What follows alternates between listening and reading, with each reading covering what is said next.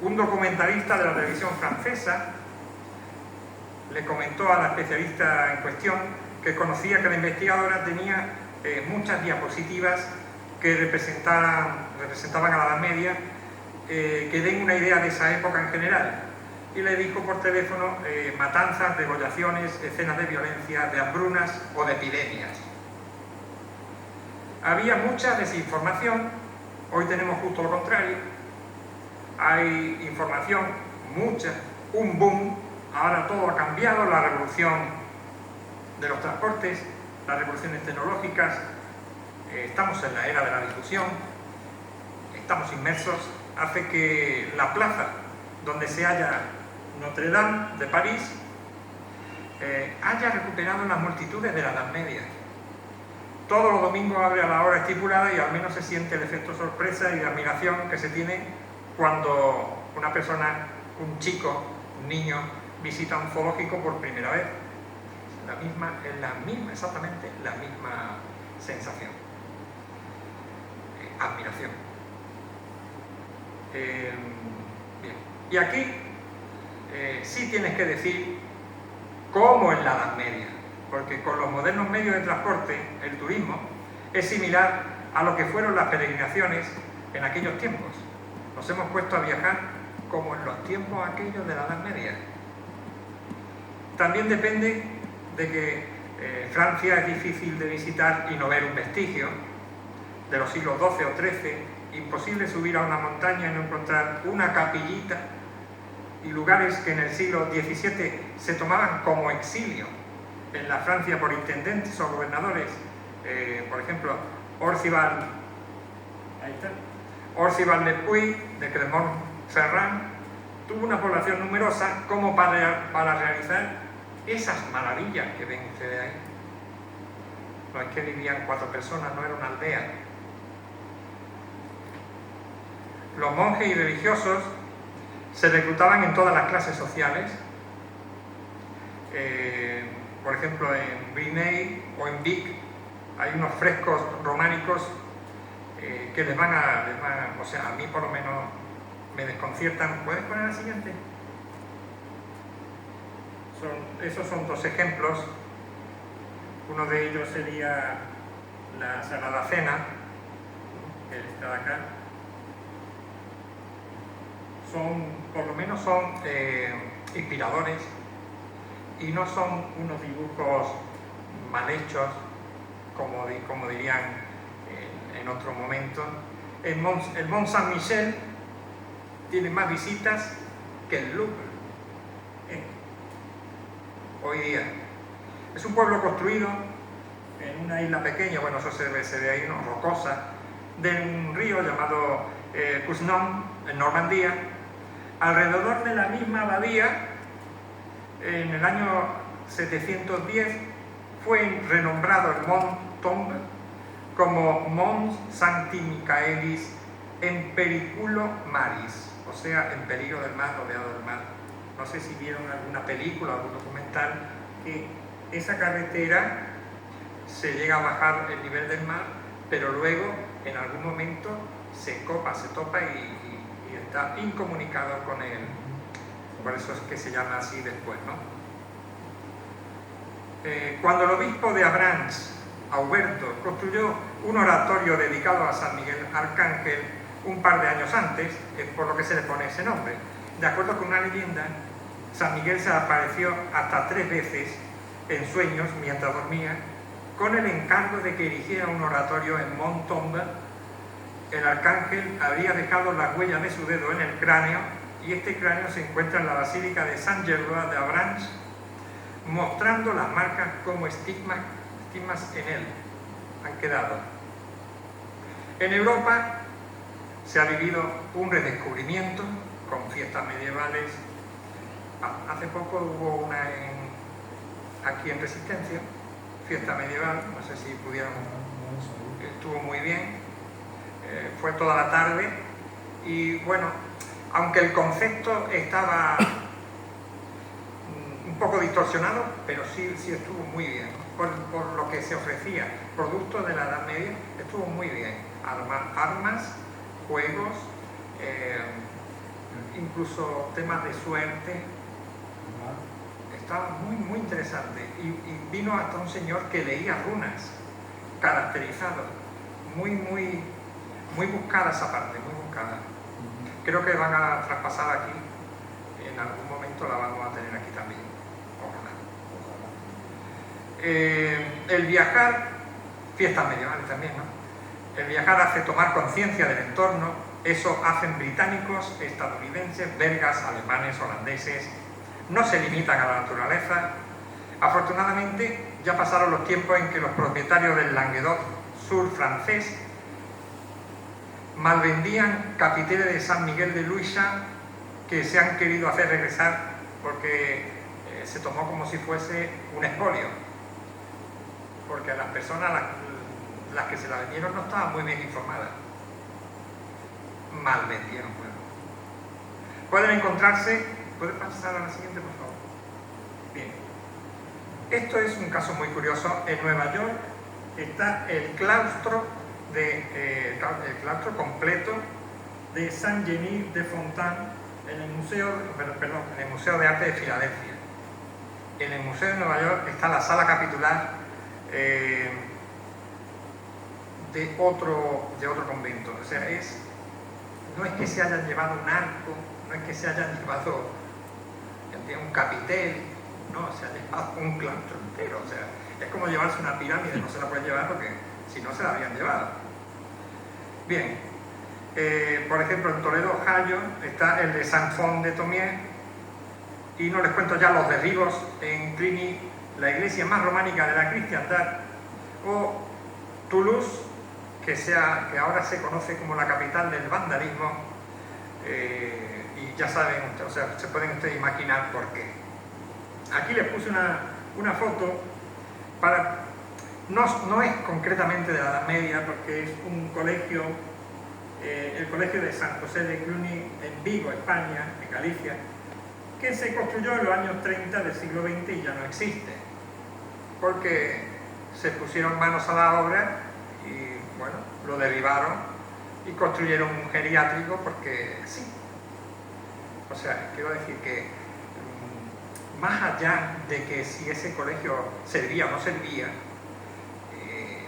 no van a dejar nada de los años 30. ¿Se entiende, no? Esa parte, ¿no? O sea, estaba bien conservado. Hasta funcionaba hasta hacía muy poco. Entonces, esa es... ¿Cómo dice San José?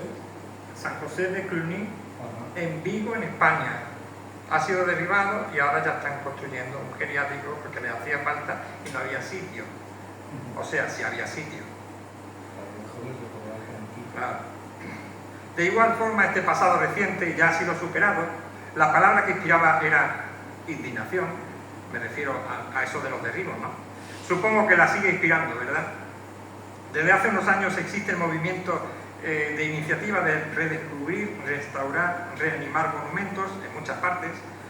Ha pasado gracias a los clubes arqueológicos, a talleres de restauración, campañas de excavaciones, que se ven admirables edificios románicos que recuperaron su valor al menos para ser visitados, admirarlos, pero aún hoy pueden encontrar a alguien en Francia guardando el heno en una capilla románica o gótica porque se han hecho tales cosas durante 200 años y existen, porque como ya les dije, en Francia abundan.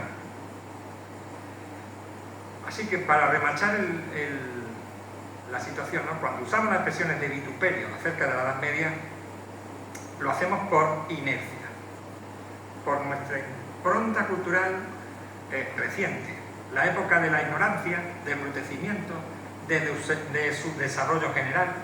Esas frases llegan, estas expresiones, porque los investigadores o eruditos no llegaron en conjunto al gran público, sino que publicaron y ahí se quedó. No ha llegado, o sea, el ejemplo lo tiene usted aquí.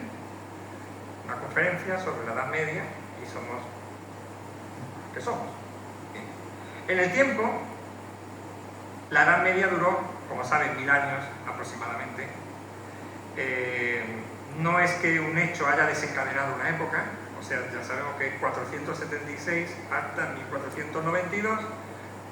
Hay quien dice que 1453 por el tema de claro, de Constantinopla, ¿no? La caída ante los turcos otomanos por Mehmed II. En los siglos III, IV y V tenemos una serie de invasiones bárbaras. Creo que podría pasar así, está justo en medio. Ah, bien. Ahí tienen ustedes más o menos lo que era el sitio de Constantinopla. Y bueno, ahí tienen las invasiones. Es un mapa medio malo porque no distingue bien, por ejemplo, no me gusta porque no pone la diferenciación entre los dos tipos de vándalos que había, que hubo unos vándalos que se fueron al norte de Hispania y otros al sur, y luego se juntan cuando uno de ellos es derrotado y se van los dos cuando son derrotados los dos, y ahí cuando cruzan, pero cruzan una marabunta que hay hasta, ¿cómo se llama? Desertores romanos. Hay hasta desertores romanos en esa...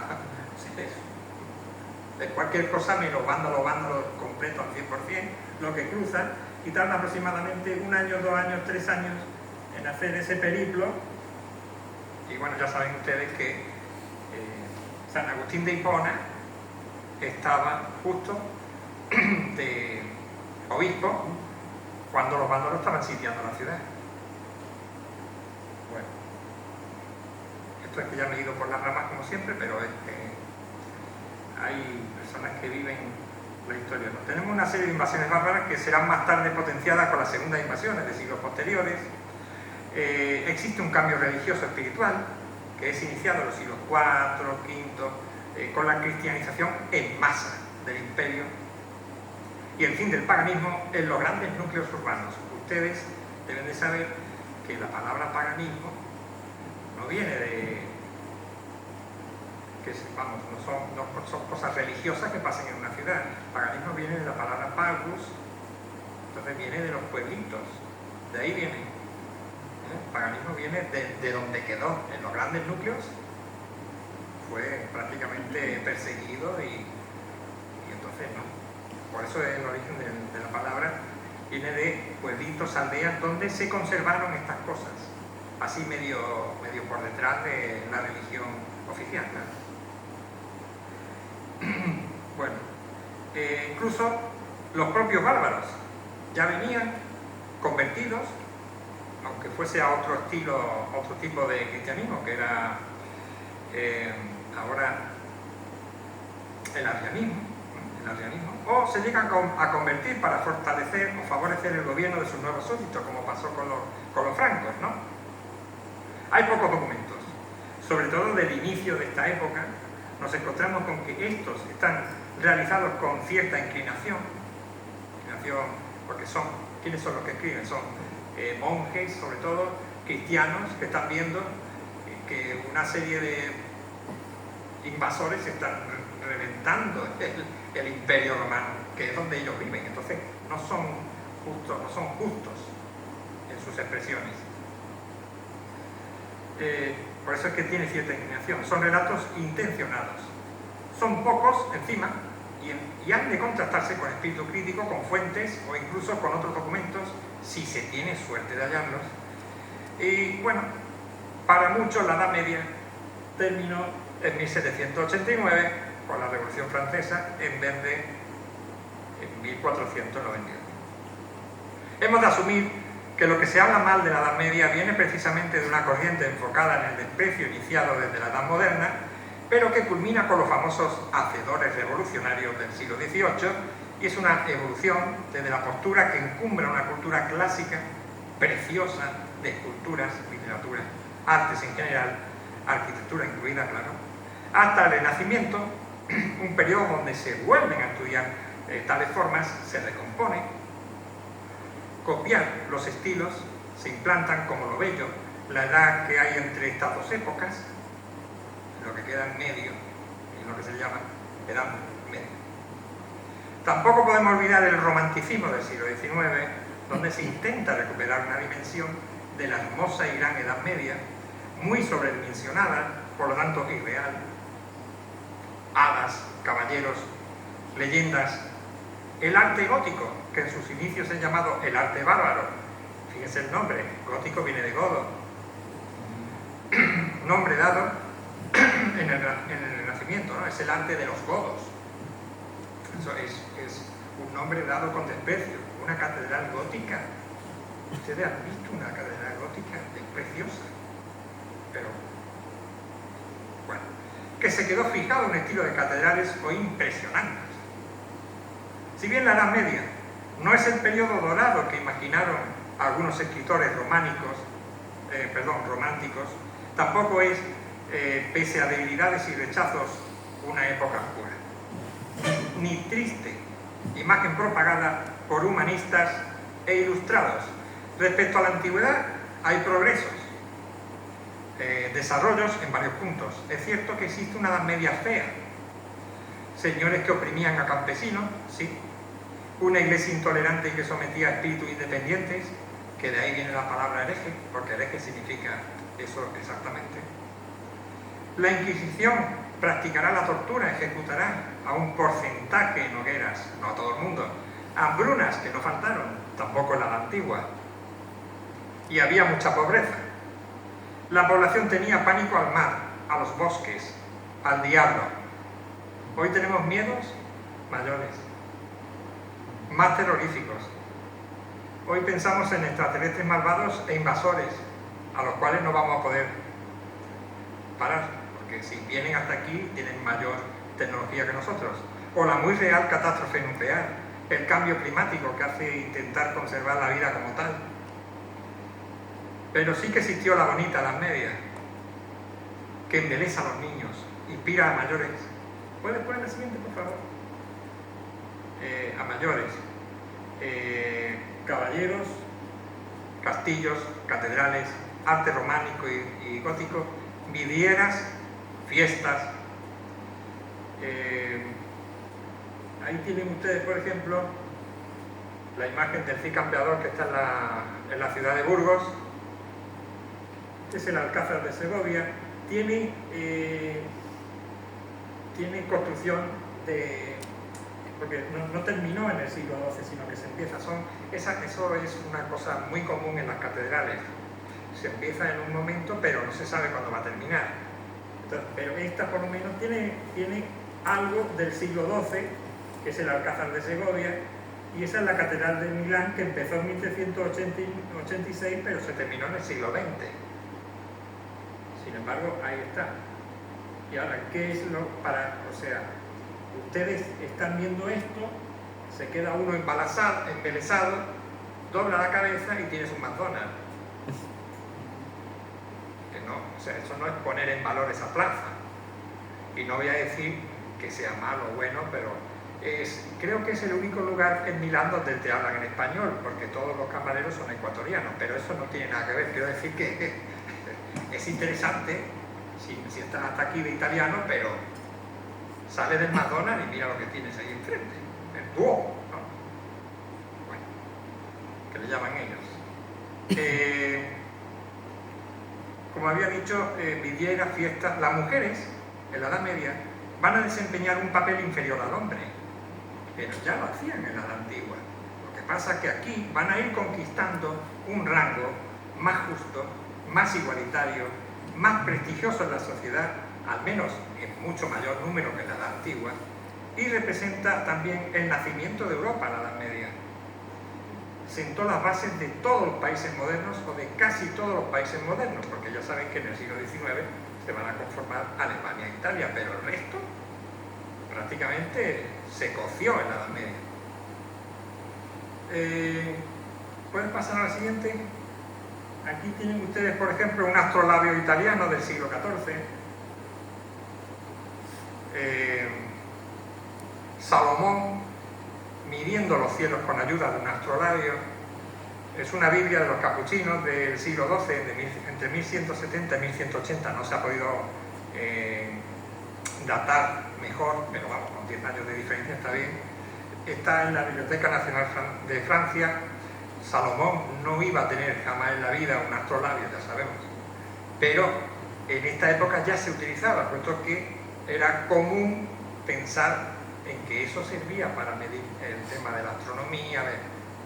Bueno, eso que tiene usted ahí en medio es una bombarda Mons Meg, 1449, del año 1449, que está en el castillo de Edimburgo, en Escocia. La pólvora, la fabricación de este compuesto, su explosión, la expulsión de la bala de cañón, su deflagración, la trayectoria del proyectil, que también se llama balística, plantearon problemas prácticos cuya solución llevó al desarrollo de la química y de la dinámica, estudio de los cuerpos en movimiento. No sé si estudiaron o hasta qué punto llegaron a estudiar física, pero la velocidad inicial de la bala, ustedes tiran una bala hacia arriba. Velocidad inicial, pongan ustedes 1000 o poner algo. Cuando llega al último lugar que tiene que llegar arriba y que para allá, eso es velocidad final 0. Bueno, ahora denle ustedes la vuelta a eso que acaban de decir. Va a llegar a la misma velocidad con la que salió, si está en línea recta y en condiciones óptimas. Así que no es que tirar una bala para arriba no te puede ser peligroso, porque va a volver con la misma velocidad con la que salió. Roger Bacon, nacido en Milchester, 1214, filósofo, protocientífico, teólogo inglés de la orden franciscana, conocido como el doctor mirabilis, o sea, asombroso o milagroso, llegó a definir el método científico como un ciclo de 4 fases: observación, hipótesis, experimentación y verificación.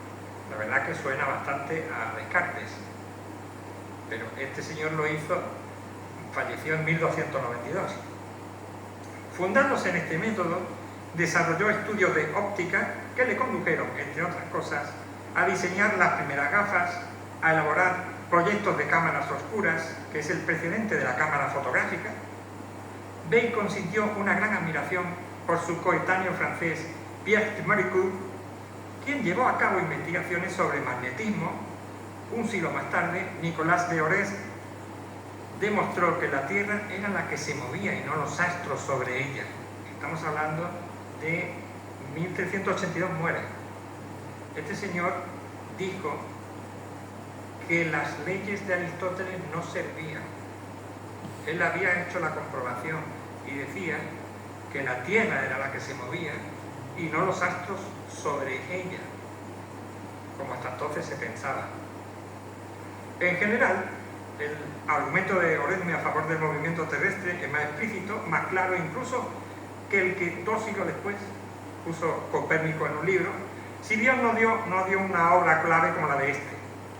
Por lo demás, combatió fuertemente la astrología, especuló sobre la posibilidad de que hubiera otros mundos habitados en el espacio. Estamos hablando de un señor que murió en 1382, y ya pensaba que posiblemente hubiera, a lo mejor. Bueno, en el mismo siglo, Georges Buridan interpreta con sus estudios matemáticos el movimiento de los proyectiles. Una parte importante de las innovaciones también surgen a través de los contactos con el mundo islámico, no podemos olvidarlo, estamos en la Edad Media, que a su vez las había tomado de la antigüedad grecolatina o del Extremo Oriente, para después desarrollarlas por su cuenta. Tal fue el alcance del caso del timón, el papel, la brújula, o de los números indoarábigos, que de manera progresiva van a sustituir a los romanos en la Edad Media, facilitando así el avance del cálculo. Los árabes van a permitir además que volvieran a Occidente, desde las traducciones, tratados griegos y romanos de carácter científico, filosófico, político. Comunicaron y desarrollaron, pero no fueron los únicos en hacerlo. Los europeos también supieron innovar, como prueban los relojes, los molinos, las lentes. La figura que caracteriza a la Edad Media no es la del científico, quizás, pero sí la del ingeniero, el artífice, que como Arquímedes conoce el funcionamiento de los fenómenos y puede por ello darles utilidad. La mayor parte de los nombres de los creadores medievales se ha perdido en el olvido, pero no los aportes. La pólvora, por ejemplo, se conocía en China desde el siglo X, pero fueron los europeos quienes la mejor adaptaron al uso bélico en los siglos XIII y XIV. Otros inventos de origen oriental, como la brújula magnética, la rueca para hilar o el papel, desplegaron todas las posibilidades al llegar a Europa. ¿Puedes poner el siguiente, por favor? Aquí tienen ustedes esta de aquí, que se ve un poco regular, pero es un astrolabio pero cuadrante, porque es la cuarta parte, ¿no? Esto permite efectuar medidas de altitud y longitud, fijar la dirección, claro, porque es musulmana, fijar la dirección de la Meca y también de las horas. Es sirio y es del siglo XIV. Los árabes elaboraron relojes de agua, llamados clepsidras.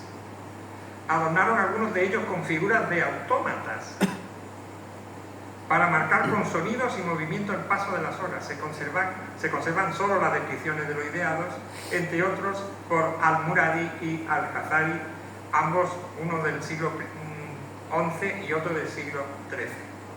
Alfonso X el Sabio, rey de Castilla y León, dedicó parte de un libro, el libro del saber de astronomía de 1276, a explicar cómo podían confeccionarse, ahí pueden ustedes verlo, si encuentran el PDF, si lo encuentran en PDF mejor, ahí describe 5 tipos diferentes de relojes, 2 de sol, 1 de combustión, 1 de mercurio y una clepsidra.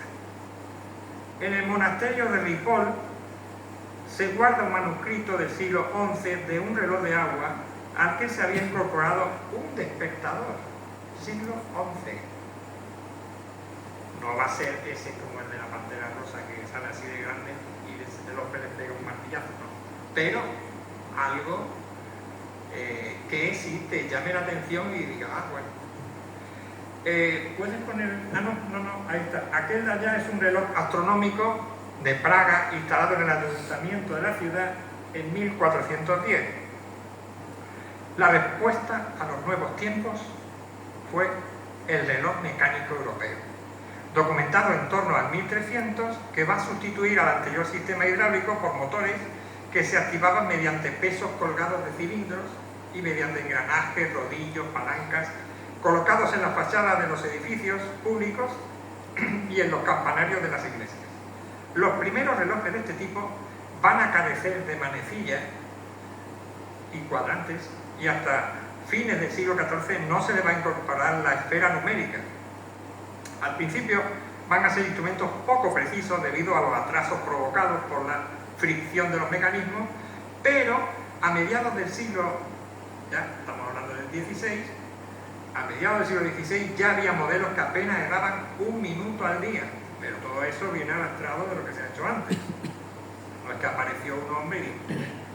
La introducción del muelle en sustitución del peso hizo que a partir del siglo XV se pudiesen construir relojes de menor tamaño e incluso de mesa en el siglo XV. El mundo clásico va a contar con la mano de obra, o sea, contó, ¿no?, con la mano de obra esclava, mucha, como fuente básica de energía. La Europa medieval, por el contrario, va a ver cómo los siervos van a pasar a ser hombres libres. Claro, van a convertirse en braceros, labradores, cristianos. Tengan en cuenta que, al ser cristianos, ya no puede ser tan maltratado como un esclavo, que no lo es, que es pagano, en fin, todo ese tipo de cosas. Operarios y artesanos, mercaderes, navegantes, por lo que hubo de procurarse otra fuente de energía. Una de ellas va a ser el animal, que no es que no se utilizara, pero sí se va a potenciar, y a partir de la mejora del tiro y la generalización del uso del caballo, en detrimento de los bueyes. La otra fueron los molinos. El molino de agua, que tienen ustedes ahí, ¿no?, ya era conocido por los romanos, pero en la Edad Media se va a convertir en un elemento más del paisaje. Los monasterios, los municipios, los van a construir en gran número. En el siglo X, en los dominios de la abadía de Saint-Germain, por ejemplo, había no menos de 59 molinos de agua en una abadía. Ustedes dirán, ¿para qué necesitaban tanta energía? El molino de viento, por su parte, ya vamos a hablar de eso, se fundamenta en una innovación genuinamente europea, tiene un pivote vertical, se va a difundir a partir del siglo XII en Holanda. Este molino exactamente está en un lugar llamado Levadea, en la Beocia griega. No sé si se recordarán ustedes dónde está la Beocia griega, pero si recuerdan dónde está Atenas, verán que hay una islita aquí al lado que se llama Eubea, que es alargada. Bueno, en la misma dirección y desde Atenas, ese trozo de tierra, ese brazo, se llama Beocia. Ahí es donde está ese molino de agua. Los usos de los molinos eran variadísimos. Ahora va a venir la explicación. Servían para moler trigo, que es lo normal, lo que uno piensa cuando ve un molino, pero no. También aceitunas, mostaza, cáñamo, para abatanar los tejidos, curtir las pieles, fabricar cerveza, cortar hierro, serrar serrar madera, pulir metal, hilar seda, hacer pasta de papel. Los polders, ¿qué son los polders? Son superficies de tierra ganada al mar en los Países Bajos. Surgen a partir de la construcción de diques. ¿Y cómo se hicieron estos diques? ¿Puede pasar al siguiente? Con drenaje de agua mediante bomba activada por molino de viento como aquel que están ustedes viendo allá. Bueno, ahí tienen una explicación de cómo es el funcionamiento. Entonces está como algo inclinada y por eso es por lo que se puede, al rotar, ¿no? Al rotar esa ruedita, agarra esta otra y entonces produce ¿cómo sería? Esta madera este tronco de madera gire en torno a sí mismo, entonces mueve una piedra de madera normalmente que hay abajo y en la que mueve, o cualquier otro tipo de mecanismo, porque claro, si ya le dije todo lo que puede hacer. Las relaciones topográficas en 1575, relaciones topográficas de Felipe II, mencionan que había muchos molinos en Campos de Cristana, Ciudad Real, Castilla-La Mancha, que son esos de allá, ¿no? Ustedes pasan por allí. Desgraciadamente hoy han sacado eso de los paseos que uno hacía, ¿no? en las rutas, han alejado las rutas de los lugares de acceso a las ciudades, entonces está como en paralelo, muy independiente, y ahí les puedo decir que son kilómetros y kilómetros sin ver nada que no sea, o sea, nada distinto a un campo de trigo. Campo de trigo, o sea, parece que lo han hecho adrede para que uno se quede dormido, porque es que no hay nada diferente en el paisaje. Antes sí, antes los molinos, esto, lo otro, o sea, que eran más un lugar donde tomar un café y se veía desde lejos, bueno, algo. Pero es que así es que se vuelve uno. Bueno, el alambique es eso que tiene usted ahí, ¿vale? Que eso sirve para hacer destilaciones, por ejemplo. La destilación de perfumes y aceites por los árabes llevó en la Europa cristiana la obtención de alcoholes y de ahí al desarrollo del utillaje de laboratorio que hizo posible la química orgánica, ¿no? Con el alambique, el serpentín, el condensador. Al-Razi, que de él sería ese texto que está en medio, nació en una ciudad iraní llamada Rash, en la moderna provincia de Teherán, en el año 865. Era un gran conocedor de la medicina griega, a la que realizó aportes sustanciales a partir de sus propias observaciones. Razi es reconocido por haber descubierto el ácido sulfúrico. Estamos hablando de que este falleció en 1925.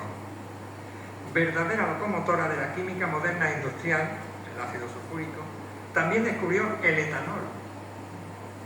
Hay una película, a ver si la pueden ustedes conseguir por ahí, creo que está en internet, no recuerdo el título, pero habla de los años luchando este hombre porque el emir del momento le pague para que él pueda seguir con sus estudios. El emir cree que él está buscando la piedra filosofal y que lo va a volver rico con oro, que va a hacer esto oro, que va a hacer esto oro, pero el hombre lo que descubre es el etanol. Entonces, cuando le describe lo que es el etanol, en una especie de obra así de enorme, ¿no?, escrita y tal, creo, porque no está muy claro cómo murió él, que el mismo Mir lo mata con eso. Con lo que él escribe, lo mata. Creyendo que, o sea, porque el tipo creía que le iba a dar la piedra filosofal. Y le estaba dando la piedra filosofal, pero de otra manera. En fin, son cosas que pasan, ¿no? A ver si pueden ver, el señor se llama Al-Razi, Al-Razi con Z. Es muy buena película. También descubrió el etanol, claro. Así como el refinamiento del etanol y el uso en la medicina. Los árabes estaban muy avanzados en el tema medicina. A él se atribuye la invención del alambique, la primera destilación del petróleo para obtener el queroseno. El queroseno es de Al-Razi, es un invento de Al-Razi. Y otros destilados. El notable desarrollo de la metalurgia también durante la Edad Media va a propiciar numerosas innovaciones tecnológicas, claro, además del reloj mecánico, instrumentos musicales, planchas para imprimir papel, máquinas para la confección de tejidos, aperos de labranza, armas de guerra y, claro, autómatas. ¿Puede pasar al siguiente? Anteojos, el empleo de las gafas descubiertas hacia finales del siglo XIII en Italia y mejoradas por Bacon, impulsó el estudio de la óptica, dio lugar a las industrias de pulidores de lentes, fabricantes de anteojos. A ello se debe la invención del telescopio, del microscopio, que van a revolucionar después las ciencias naturales. Innovaciones que van a conducir a otras, ¿no? La idea de cubrir el hierro con estaño para fabricar armaduras fue el origen de la hojalata, que hoy en día es imprescindible.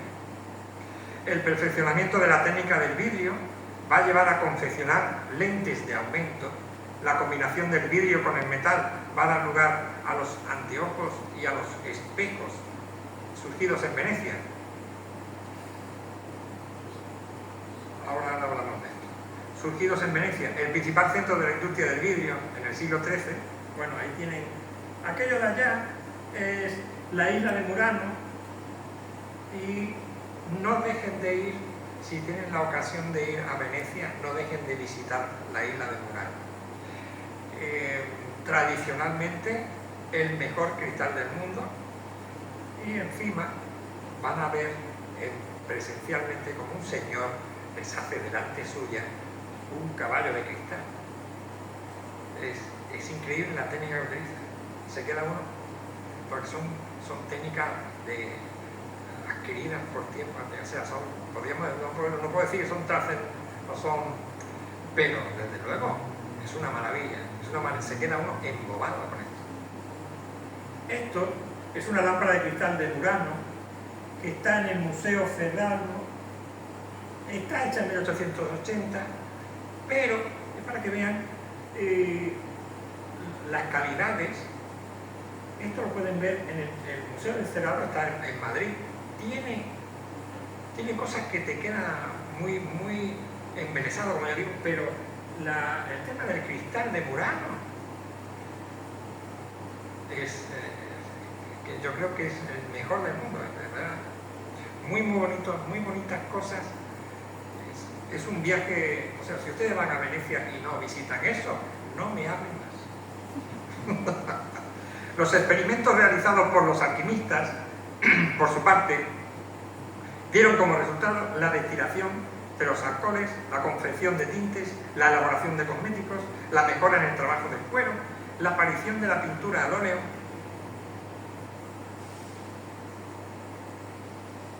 No existía. Desde el siglo X, y gracias al auge del comercio y de las peregrinaciones, surgen grandes ciudades en los puertos marítimos, en las encrucijadas de los caminos, en otros enclaves mercantiles.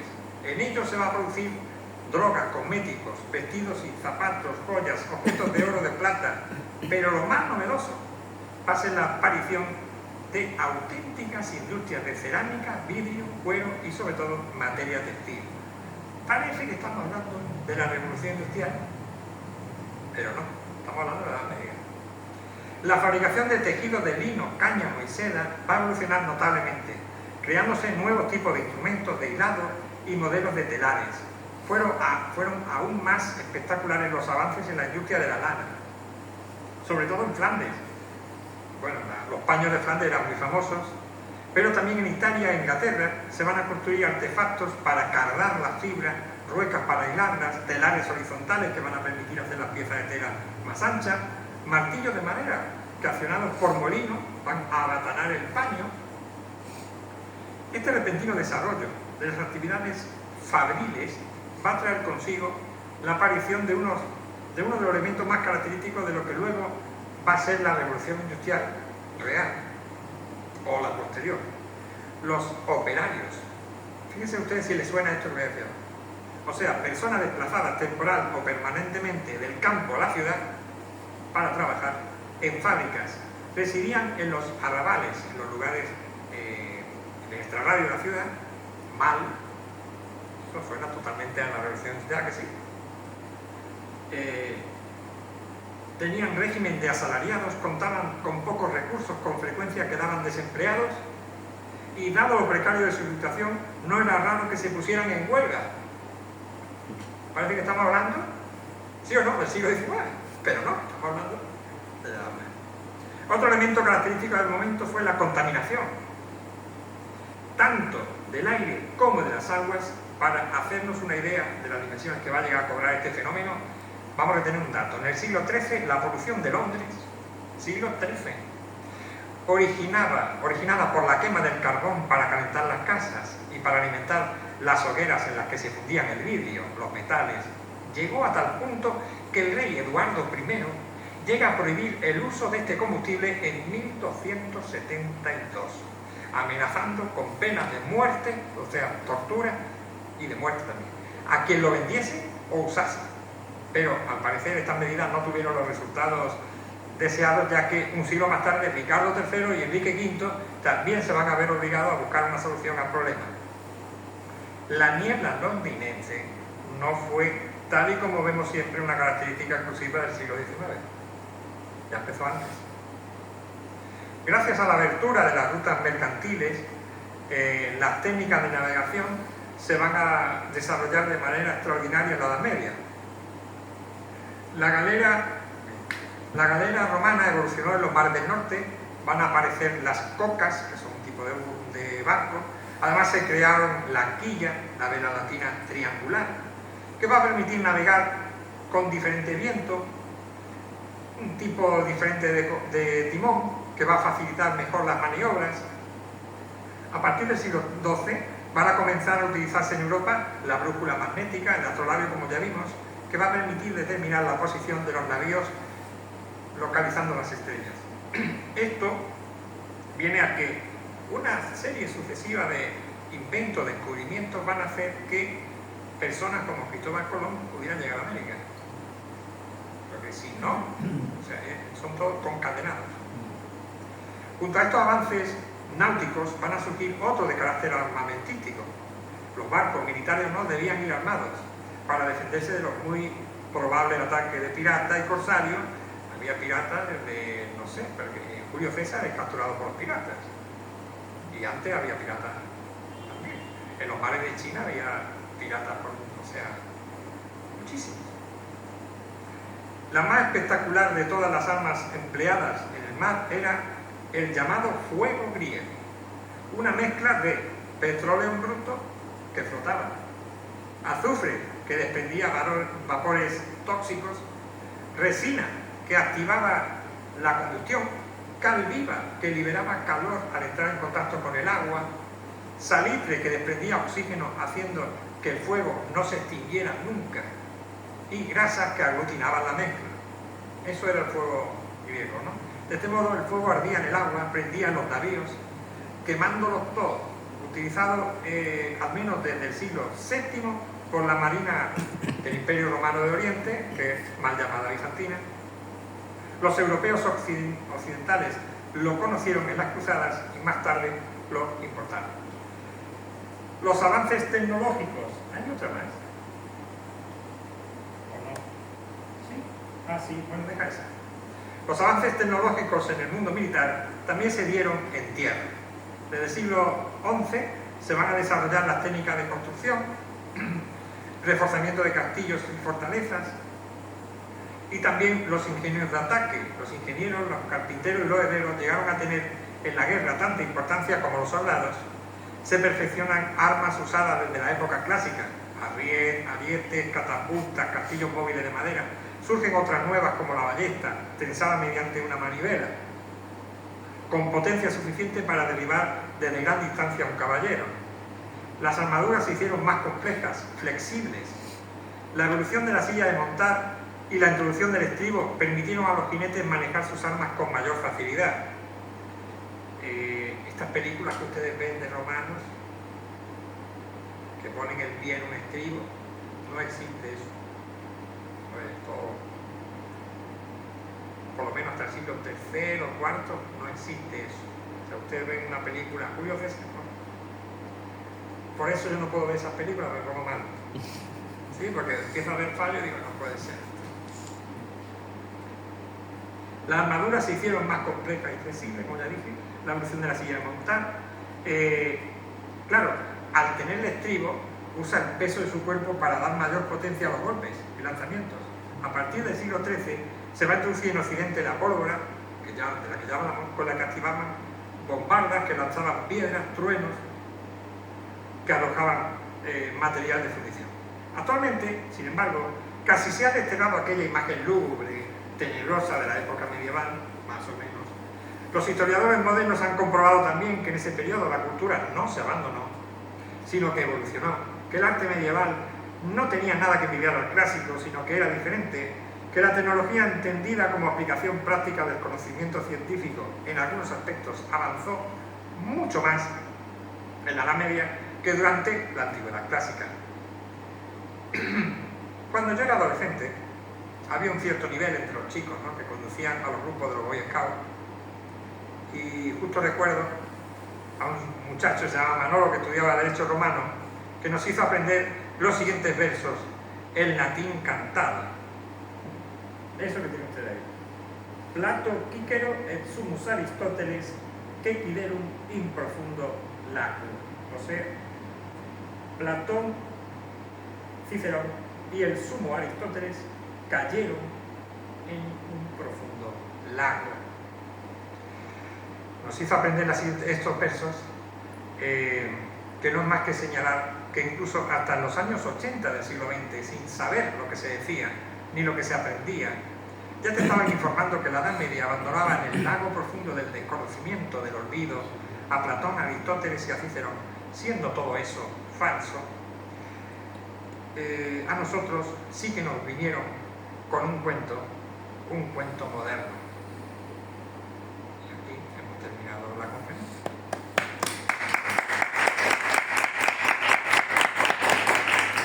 Y por si ustedes quieren saber cómo se canta eso se canta Plato, Cícero, et sumus Aristoteles, quequiderum in profundo lacrum. Así es, por ese tono. Bueno. Ustedes aprendían. Ustedes aprendían. Sí, eso es una frase cantada. Bueno, si tienen alguna pregunta, ahora es el momento. No sé qué les pareció, si les gustó, si esperaban más, si esperaban menos. De milagro hemos tenido imágenes hoy. Ya algunos saben.